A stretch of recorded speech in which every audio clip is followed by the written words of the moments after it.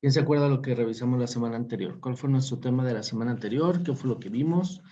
¿Qué es lo que hemos aprendido? Cuéntenme.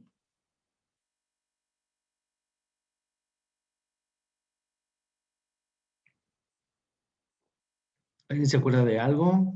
Todavía estamos. El tema era escasez, selección y costo de oportunidad, profe. Ajá, muy bien. ¿Y qué fue lo que revisamos? Vimos los ejemplos, ¿no? De cómo producía uno y lo que producía otro y así. Ajá. Vimos también ventaja comparativa, ¿no? Exactamente, ventaja comparativa y ventaja absoluta. ¿Recuerdan eso? Muy bien. Eh, ¿Qué decíamos acerca de las elecciones?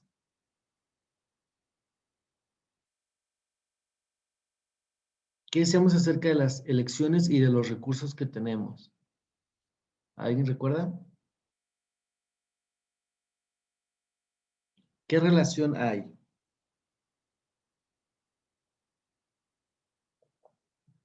¿No? Más o menos, ¿no? Acuérdense que los recursos en general son limitados, ¿sí? Entonces nosotros tenemos que ver qué vamos a hacer con nuestros recursos, ¿sí? Y dado que nuestros recursos son limitados, pues nuestras elecciones, ¿sí? La forma en la que los vamos a utilizar tiene que ser bien pensada, ¿sí? ¿Cómo es que nosotros vamos a colocar nuestros recursos o a gastar nuestros recursos? Pues va a depender de nuestra jerarquía de deseos y prioridades. Si nosotros veíamos en el ejemplo de los náufragos, si nuestros deseos, en nuestra jerarquía de deseos estaba primero la necesidad o el deseo de comer, pues entonces el tiempo, que es nuestro recurso limitado, lo invertiríamos más en buscar comida que en buscar techo, ¿no? En cambio, si nuestra necesidad de estar guarecidos o cubiertos era mucho mayor que la de comer, pues entonces el tiempo, que es nuestro recurso limitado, lo íbamos a invertir en crearnos una casita, ¿no? O una guarida, ¿no? Decíamos también que el costo de oportunidad, o retomábamos el costo de oportunidad, era lo que yo estoy dispuesto a renunciar, ¿sí?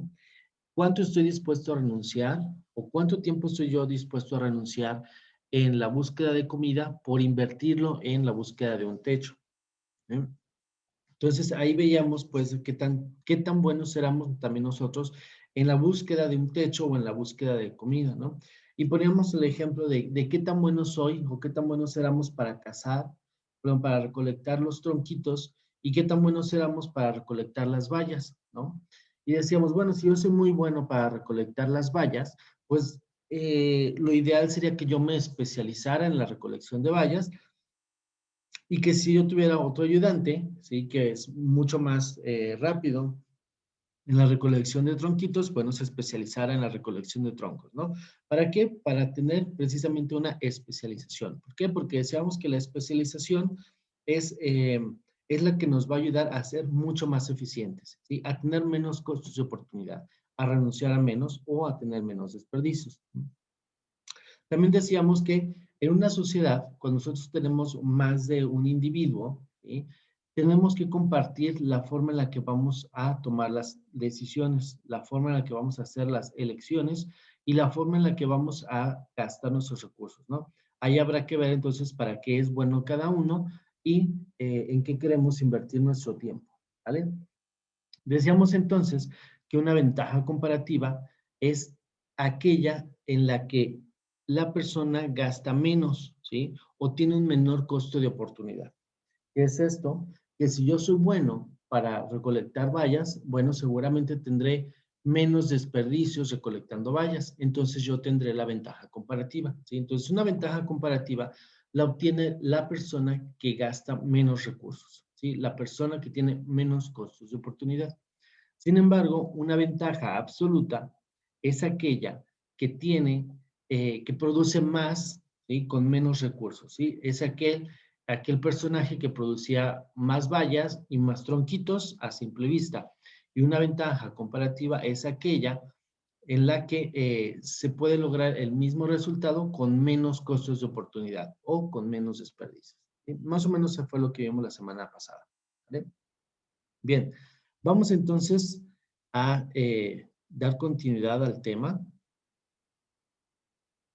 y voy a presentar lo que traemos para esta semana. Durante esta primera sesión vamos a ver una parte teórica, ¿sí? Y regresando de nuestro receso, vamos a ver otra vez un pequeño ejercicio para retomarlo de la parte de costos y oportunidades, ¿vale? Entonces, de momento nos vamos a brincar a la parte teórica, ¿sí? Y decíamos entonces que el grado de especialización en las sociedades industriales modernas es impresionante. A medida que se acumula el conocimiento, la especialización se vuelve una necesidad. Y fue más o menos con esto con lo que cerramos la semana anterior. Entender la especialización y el comercio nos servirá para explicar una buena parte de lo que sucede en la economía de nuestros días. ¿Y por qué? Porque decimos que todos aquellos que son especializados o que se especializan en cierta producción de X bien o servicio van a tener muchos menos desperdicios, ¿sí?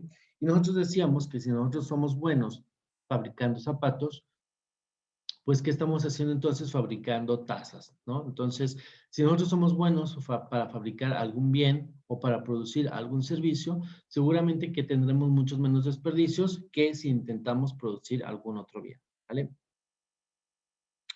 Bien, decimos entonces que la ponderación de costos y beneficios presentes y futuros, y muy a menudo nos encontramos ponderando los beneficios actuales contra los beneficios futuros. ¿Y qué es esto? ¿Qué es ponderar los beneficios actuales contra los beneficios futuros? Es ver y cuantificar cuánto es el beneficio que estoy obteniendo ahora y cuantificar cuánto será lo que yo puedo producir el día de mañana o en tiempos futuros, ¿no? Y aquí también es útil saber los costos de oportunidad. Por ejemplo, si hoy separo los ingresos para usarlos en el futuro, voy a renunciar a algunas cosas que hubiera podido adquirir hoy a cambio de tener algo mañana, ¿no? Si tú tienes, por ejemplo, si tú recibes semanalmente 500 pesos, por poner una cantidad, y tú separas parte de esos ingresos, ¿sí? Y dices, ¿sabes qué? Esta semana no me voy a comprar ese café de la tiendita, ¿no? Esa semana no voy a ir al Starbucks a comprarme mi café. No, eso los voy a separar para gastarlos en un tiempo futuro, ¿sí? Eso es parte también de encontrar el beneficio o sopesar el beneficio actual contra el beneficio futuro. Y entonces dices, prefiero ahorrar esos 30, 40 pesos del café y gastármelos, perdón, dentro de un mes, cuando yo ya tenga una cantidad mayor, porque quiero recibir un beneficio mayor a futuro. Otro ejemplo, si tú decides estudiar hoy, en lugar de ir de una fiesta, cambias el beneficio de hoy, que sería la diversión, por una calificación en beneficio del futuro, ¿sí? Entonces, aquí lo que nosotros estamos viendo, o lo que nosotros queremos explicar, es que el ahorrarte ciertas cosas del día de hoy, pues te puede traer un beneficio el día de mañana, ¿vale? Si tú te ahorras lo del café durante toda la semana, pues al final del mes a lo mejor puedes adquirir un bien que te puede servir mucho más, ¿no? Si tú te ahorras la salida de fiesta el día de hoy, pues a lo mejor pudieras obtener una calificación mucho mayor el día de mañana, ¿no? Entonces, los ahorros que tengas el día de hoy los puedes aprovechar para algún beneficio futuro el día de mañana, ¿vale? Después vamos a entrar en el tema de los bienes de capital y de consumo. ¿Alguien sabe lo que es un bien de capital y un bien de consumo? ¿A qué nos suena?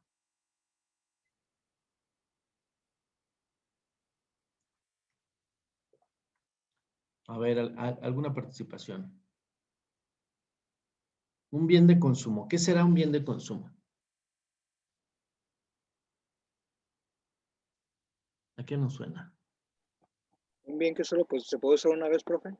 Un bien que solo se puede usar una vez. Sí, podría ser. ¿Qué más?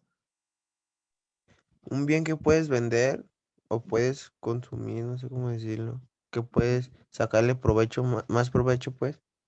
Ok. ¿Qué será un bien de capital? Son como las máquinas que compras para producir lo que vas a vender.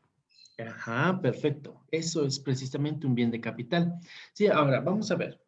Un bien de capital es, como lo dice su compañera, es un bien al que le puedes sacar un provecho o es el bien que produce, ¿sí? O que nos va a ayudar a producir los bienes de consumo, ¿sí? Un bien de capital puede ser un tractor, ¿sí? puede ser una maquinaria, puede ser una cosechadora, ¿sí? Y un bien de consumo van a ser los bienes que nosotros, pues como tal, la palabra lo dice, consumimos, ¿sí? Que pueden ser desde manzanas, pueden ser una playera, pueden ser comida, puede ser cosas que tú utilizas cotidianamente, ¿no? ¿Por qué? Porque son tal cual de consumo. Si los vas a ir consumiendo y poco a poco se van a ir agotando, ¿sí? Un bien de capital nos va a ayudar a producir bienes de consumo. Entonces dice acá, acumular capital significa cambiar beneficios del presente por futuros. En una sociedad moderna, los recursos usados para producir bienes de capital podrían haber sido utilizados a la producción de bienes de consumo, es decir, para el consumo actual. Por decir, en una sociedad actual, si tú tienes para invertir, si tú eres el gobierno, vamos a suponer, y eres el gobierno de una ranchería, ¿ok? Y tú tienes para invertir 1 millón de pesos. ¿En qué los invertirías? Vamos a ver. ¿Los invertiríamos en tractores y en semillas o los invertiríamos en árboles de naranja, por ejemplo? ¿No? Entonces, o los invertiríamos en traer prácticamente ya la comida preparada. ¿En qué los invertirían ustedes? ¿En traer la comida preparada o en invertir en tractores y semillas? Pregunta.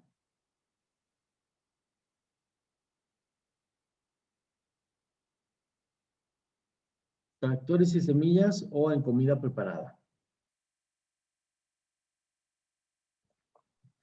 Pues yo en tractores y comidas. Tractores y semillas, ok, perfecto. Entonces estaríamos invirtiendo en bienes de capital, ¿sí? Si nosotros nos traemos ya la comida preparada, ¿sí? Sabemos que la comida preparada eventualmente se nos va a terminar. ¿Y qué es lo que va a pasar con ese dinero? Se va a esfumar, ¿sí? Entonces, no estamos utilizando esos recursos para traer bienes de capital que nos pueden ayudar a producir comida, ¿sí? Que pueden ayudarnos a ser sustentables o autosustentables, ¿sí? La maquinaria industrial no satisface directamente los deseos de nadie, ¿sí? Un tractor no le podemos pegar una mordida, no nos va a ayudar a alimentar a la población como tal, ¿sí? Pero fabricarla requiere recursos que se hubieran podido entrar en la producción de satisfactores directos como la comida, ropa, etcétera, ¿sí? O sea, ¿qué es esto? Que la maquinaria no le podemos pegar una mordida. Sin embargo, el dinero que invertimos en la maquinaria, pues lo pudimos haber invertido en comida, ¿sí? Pudimos haberlo invertido en alimentos para satisfacer el hambre de nuestra población. Sin embargo, la maquinaria sí nos va a poder ayudar a, en el futuro, obtener comida o ayudarnos a producir bienes, ¿sí? Que nos puedan ayudar a traer los bienes de consumo o la comida, ¿vale? El uso de recursos para generar capital nuevo se llama inversión. Una inversión inteligente en capital arrojará frutos más valiosos que el costo presente.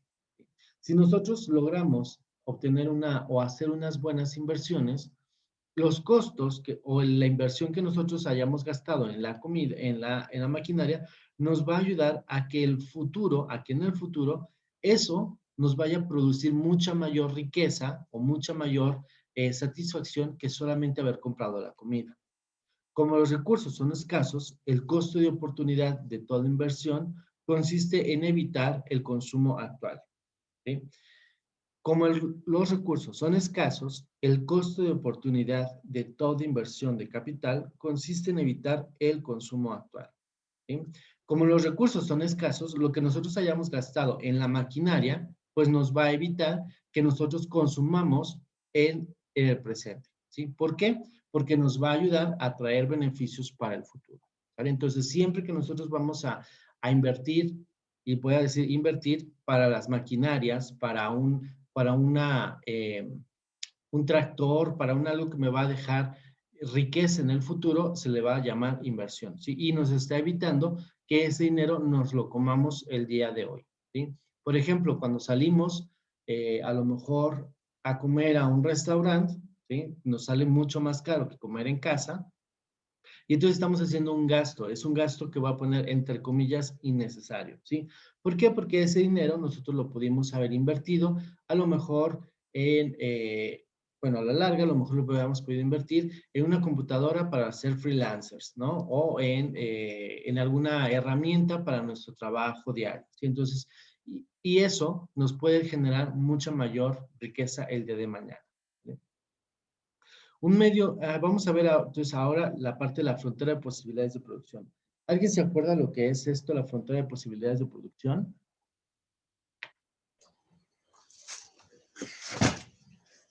Era cuando la producción supera lo esperado o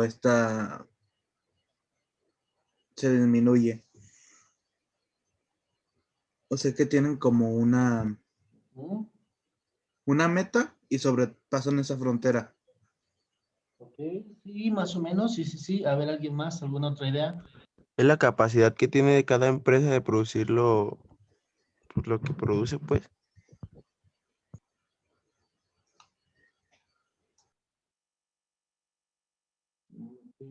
¿Qué más? ¿Qué más? La capacidad que tiene una empresa para producir. Sí, sí, ¿qué más? Otra idea. Era una gráfica para saber qué podíamos hacer, ¿no, profe? Ajá, sí, veo que la idea la tenemos bien. ¿Qué más? ¿Qué más es una frontera de posibilidades de producción?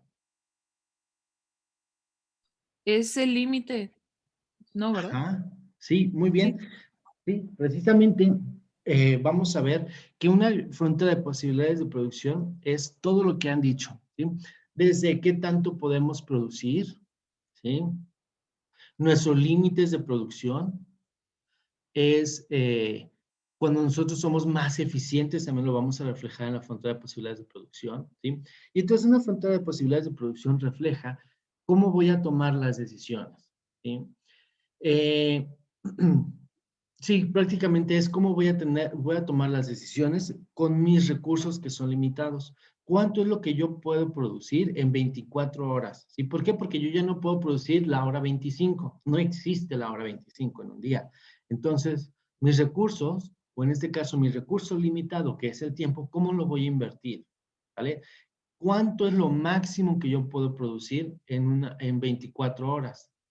¿Por qué? Porque la hora 25 ya no la puedo producir.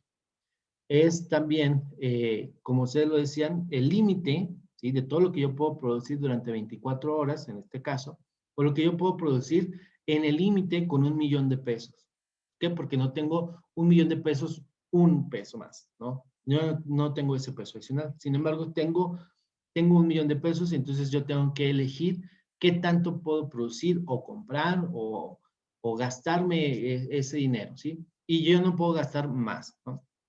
Ahora, ¿qué pasa si yo voy haciendo ciertos arreglos y soy más eficiente y ahora dentro de las 24 horas puedo producir más a pesar de que el tiempo sigue siendo limitado?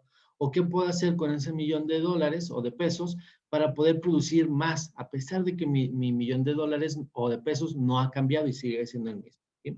Entonces, vemos acá que un medio gráfico sencillo es la llamada frontera de posibilidades de producción o la FPP. ¿Sí? Frontera de posibilidades de producción, el cual va a ilustrar los principios de la elección restringida, los costos de oportunidad y la escasez.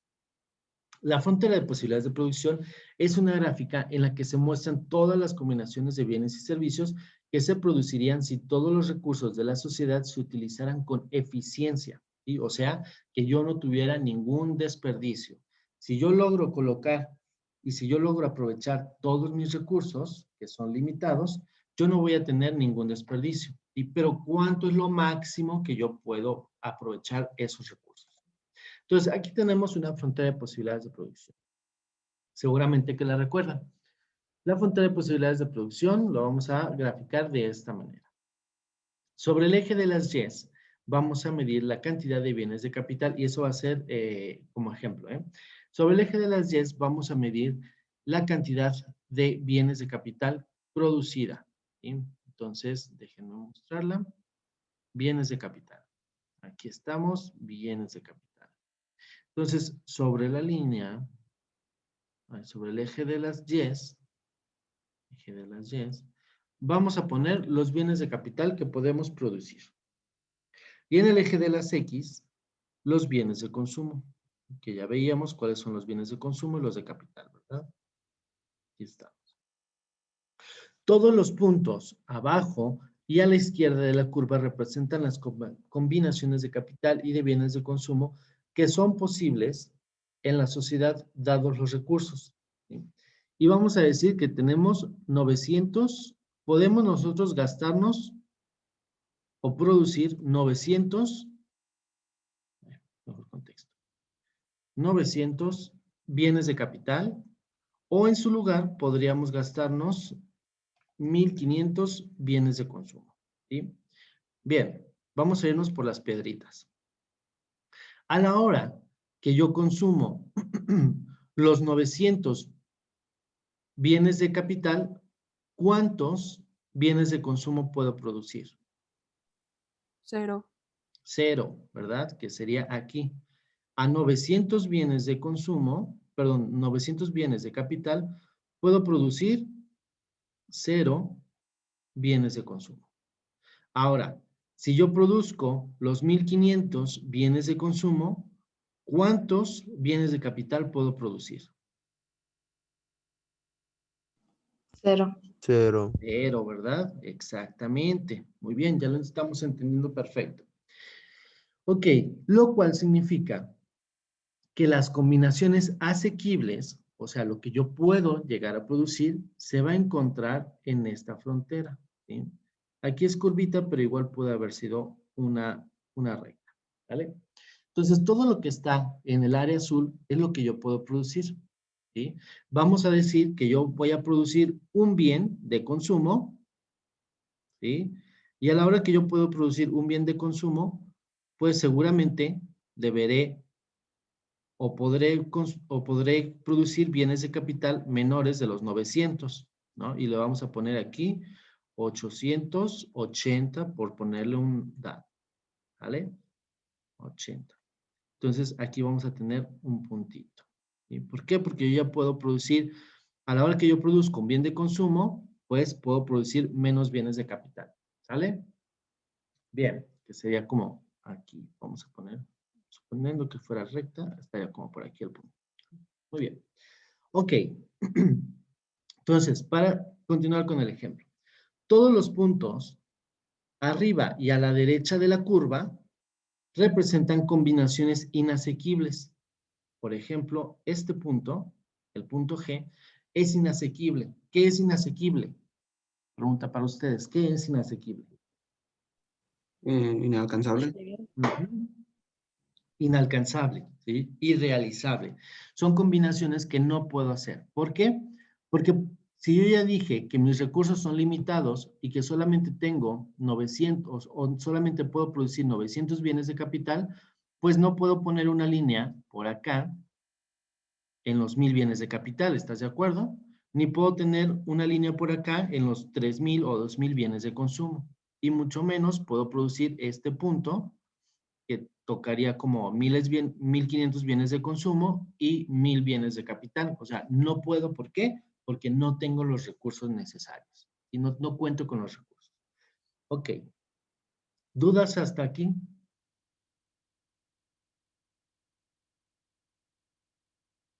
¿No? Bien.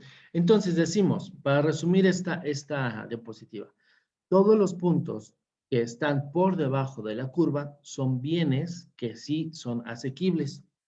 Todos los recursos que están fuera de la curva son bienes inasequibles. ¿Okay?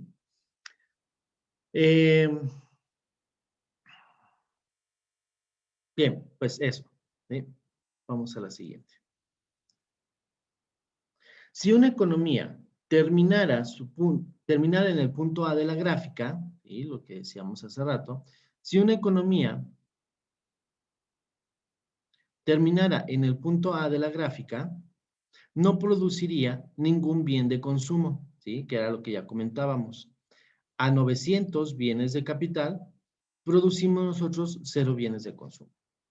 Y si una economía, por el contrario, gastara todo su presupuesto en bienes de consumo, pues no podría producir nada de bienes de capital. Hasta aquí bien, ¿va? Ok. El costo de oportunidad de producir más bienes de capital ¿sí? El costo de oportunidad de producir más bienes de capital es producir menos bienes de consumo, ¿sí? A la hora de que yo, vamos a decir que yo estoy, ahorita estoy en el punto cero de mi producción de una economía, ¿sí? Estoy aquí, partiendo de aquí, y de aquí yo sé que hacia arriba puedo producir hasta 900 y hacia la derecha yo puedo producir hasta 1500.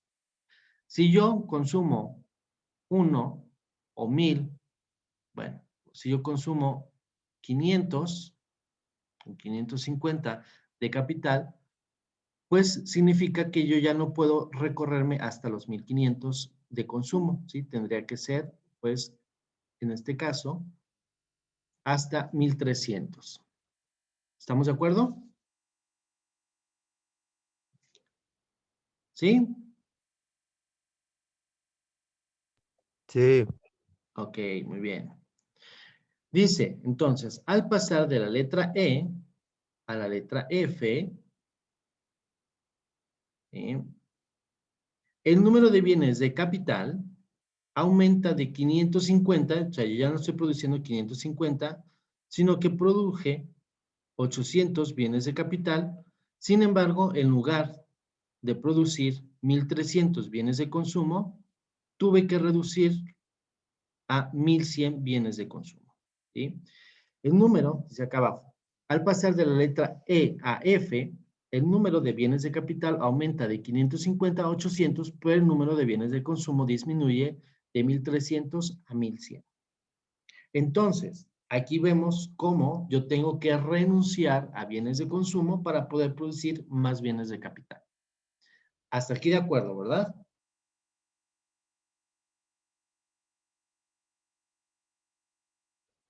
Muy bien. Los puntos que se encuentran en la región sombreada, pero que no están dentro de la frontera, representan un desaprovechamiento de recursos. Por ejemplo, el punto D. ¿Sí? El punto D, ¿por qué representa un desaprovechamiento de los recursos? Alguien que me diga. Porque no está utilizando todos sus recursos. Ajá, Porque no estás explotando todo lo que tienes. ok, Puedes dar más potencial, pero no lo aprovechas. ajá. ¿Dónde estaría el potencial? ¿Dónde está el aprovechamiento completo de los recursos? En los, El punto G. ¿En el punto G? No, en el el F, G no se puede llegar, es Podría como ser lo en el imposible. F. Exacto. sobre la frontera. Exactamente, puede ser ya sea en el punto F, en el punto E, en el punto A, en el punto B, ¿sí? O en cualquier punto sobre la frontera, ¿sí? Cualquier punto que esté sobre la frontera es el completo aprovechamiento de los recursos. ¿Por qué? Porque a la hora que tú pones uno más de capital, tienes que renunciar a uno más de consumo, ¿sí? Sin embargo, tú lo aprovechas al 100%. Cuando tú no aprovechas los recursos, significa, por ejemplo, si nosotros lo graficáramos aquí, que nosotros solamente estamos produciendo 500, ¿sí? Por poner un número, y estamos en 1000, ¿sí? Sin embargo, nosotros pudiéramos aprovechar de aquí hasta acá a la frontera, ¿sí? A la frontera nosotros podríamos estarlo aprovechando. Y aquí nosotros estamos dejando dinero sobre la mesa o no estamos aprovechando los recursos, etcétera, etcétera, ¿sí? Entonces, todos los puntos que están dentro de la línea, de la parte azul y que no tocan la frontera, están siendo desaprovechados. Tenemos un desaprovechamiento de los recursos. Todos los puntos que nosotros tenemos sobre la frontera, estamos haciendo el 100% del aprovechamiento de los recursos. Y los puntos que están fuera de la frontera son inasequibles. No podemos llegar ahí. ¿Por qué? Porque no tenemos los recursos necesarios para producir más. ¿Ok? Resumen de esto. La frontera de posibilidades de producción es una gráfica que nos va a decir cuánto es el total de los aprovechamientos, del aprovechamiento de los recursos que yo tengo. Cualquier punto sobre la frontera estoy aprovechando los recursos al 100%. Cualquier punto debajo de la frontera tengo un desaprovechamiento y cualquier punto fuera de la frontera yo no puedo llegar a él. ¿Ok? ¿Hasta aquí estamos claros?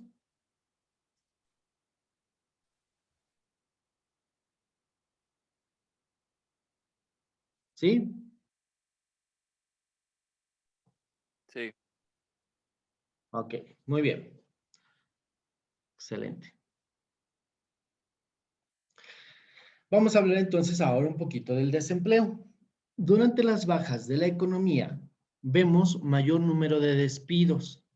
Además de las dificultades que agobian a los desempleados, el desempleo de mano de obra significa un desempleo de capital. Las plantas industriales funcionan a menos de su capacidad total a menos de su capacidad total. Cuando se desocupa la mano de obra y el capital, no producimos todo lo que podríamos. ¿Sí?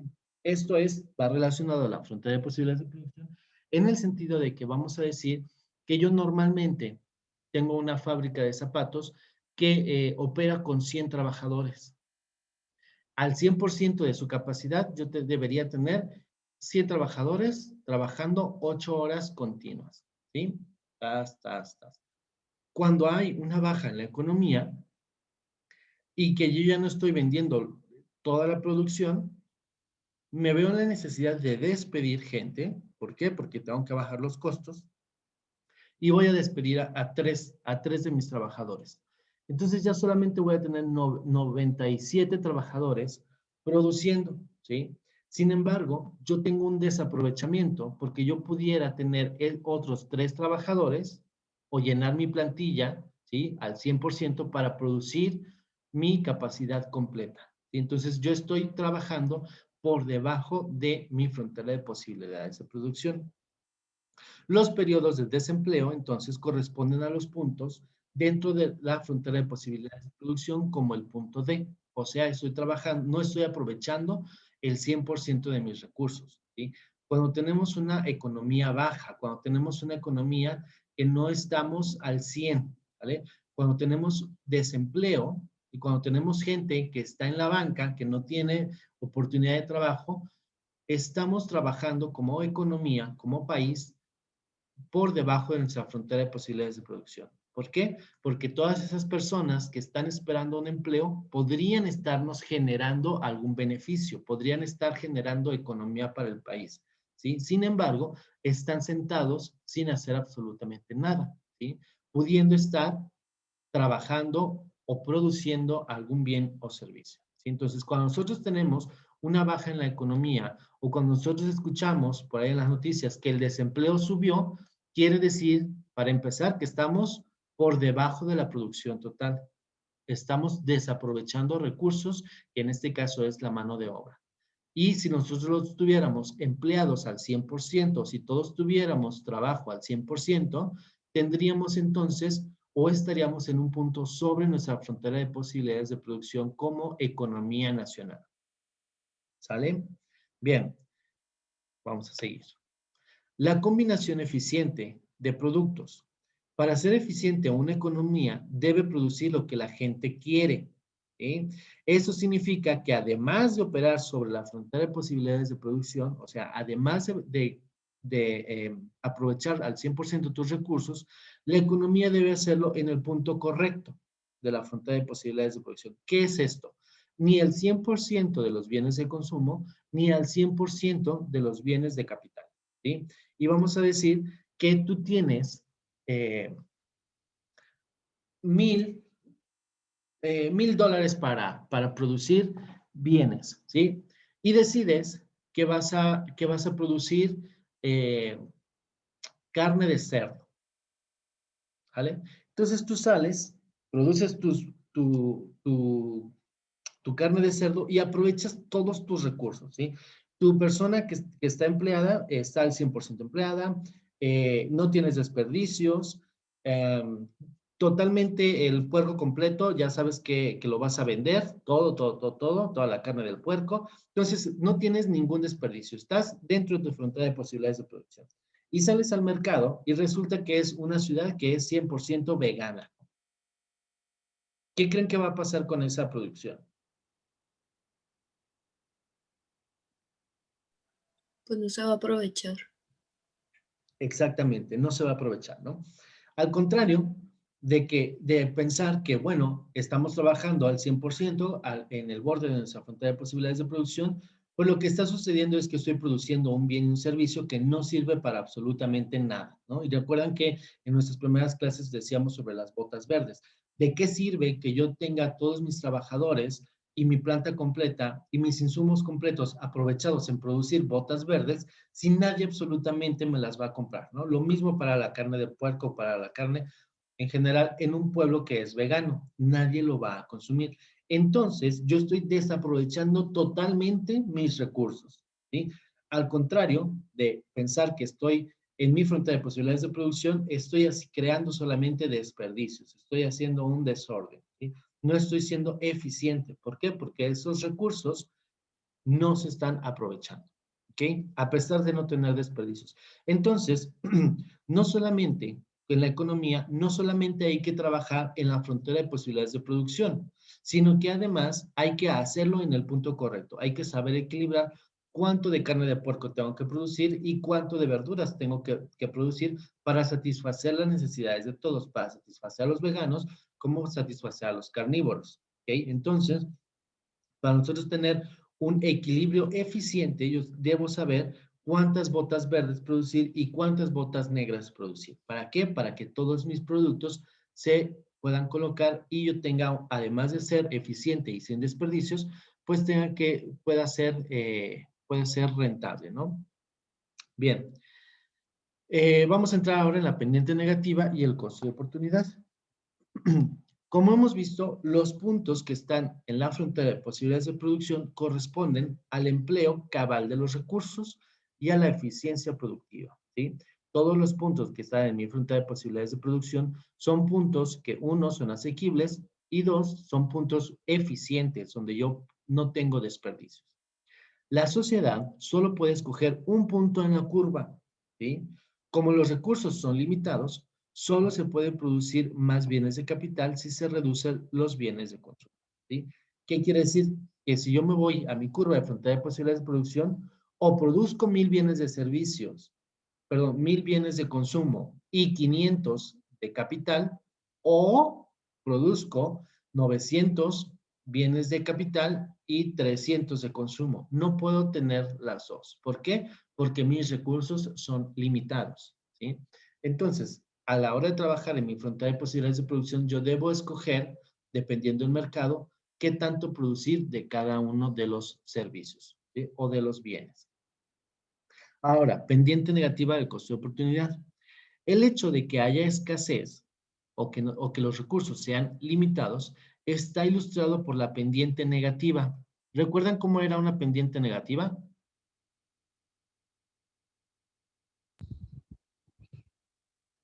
Hacia abajo.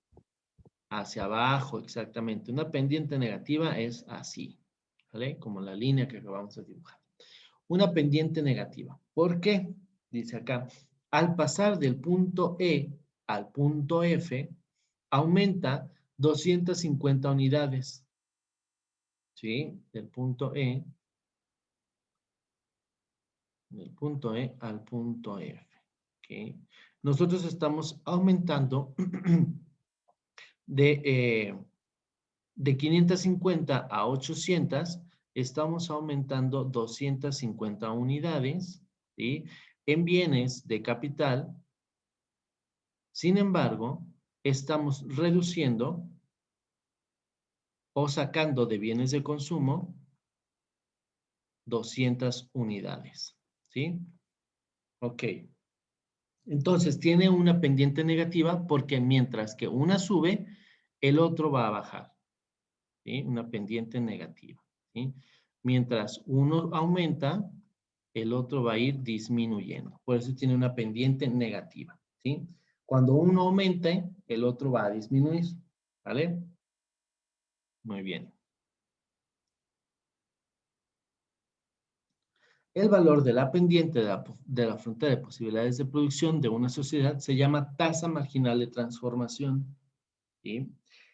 La tasa marginal de transformación entre los puntos E y F es la proporción del cambio de bienes de capital con respecto al cambio de bienes en consumo. Por ejemplo, mientras uno aumentaba 250, el otro disminuía 200 unidades. ¿Ok? Esa sería nuestra tasa marginal de transformación, el valor de la pendiente de la frontera de posibilidades de producción. ¿Sí? Recuerden que en la segunda sesión vimos el valor de la pendiente, ¿no? Para eso lo necesitábamos, para saber cuánto es lo que yo tengo que disminuir o lo que yo disminuyo en mis bienes de capital cuando aumento mis bienes de consumo o lo que yo disminuyo en mis bienes de consumo cuando aumento mis bienes de capital. ¿Sale? Esa es nuestra pendiente que en economía lo vamos a llamar tasa marginal de transformación. ¿Estamos de acuerdo? ¿Hasta aquí bien?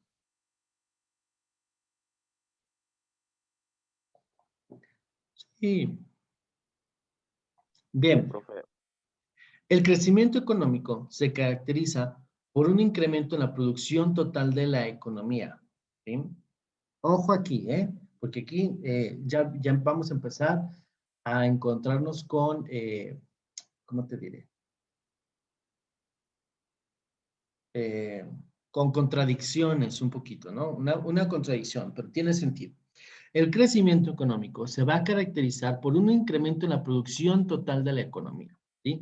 Recuerda que hablábamos sobre términos de eficiencia, ¿no? Cuando yo puedo hacer más con los mismos recursos. Eso es un crecimiento económico.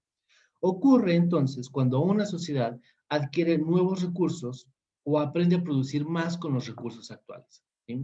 La semana pasada yo les decía acerca de la eficiencia. Vamos a suponer que normalmente somos nosotros un grupo de 30, ¿no?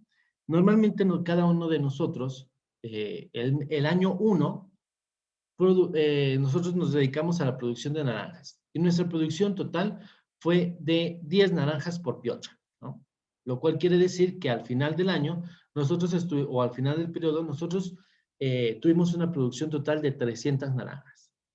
El año 2, o el periodo 2, nos hicimos muchos más expertos en la producción de naranja y fuimos las mismas 30 personas.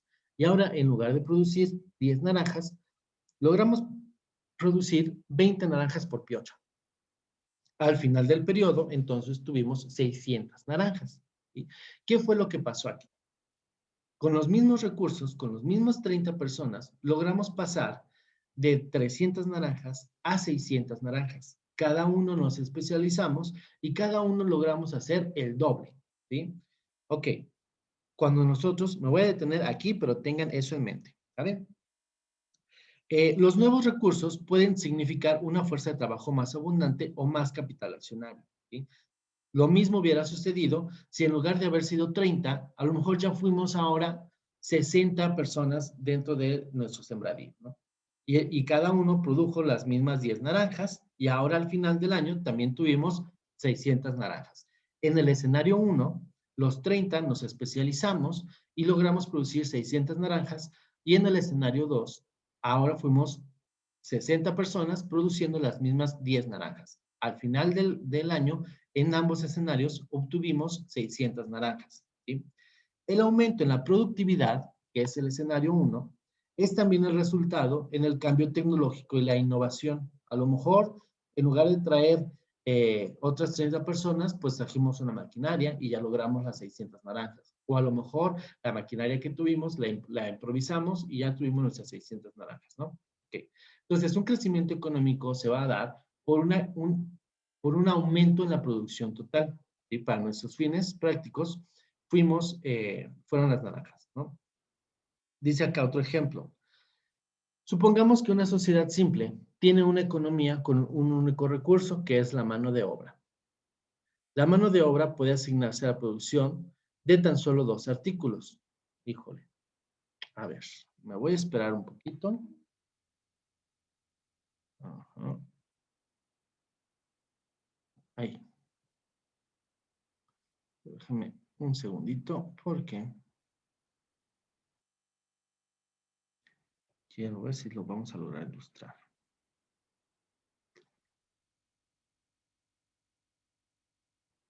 Ok, no, está perfecto. Creo que sí alcanzamos.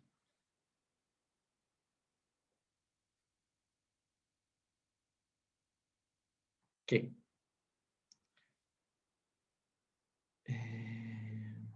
No, ¿saben qué?